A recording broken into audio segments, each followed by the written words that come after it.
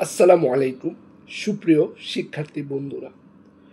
HSC ফলাফল পরবর্তী তোমার রেজাল্ট দেখে তুমি নিশ্চয়ই এই কয়েকদিনে সিদ্ধান্ত নিয়েছো আগামী ভর্তি পরীক্ষায় কোন কোন ইউনিটে তুমি ভর্তি পরীক্ষা দিয়ে থাকবে।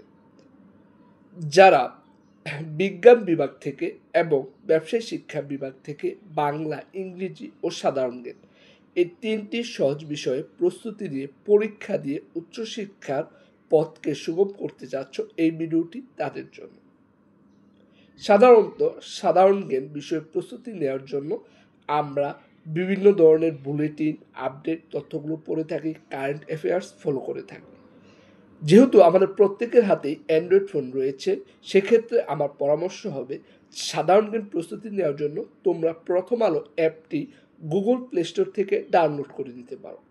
প্রথম আলো অ্যাপে খুব সুন্দরভাবে আপডেট তথ্যগুলো দেওয়া থাকে।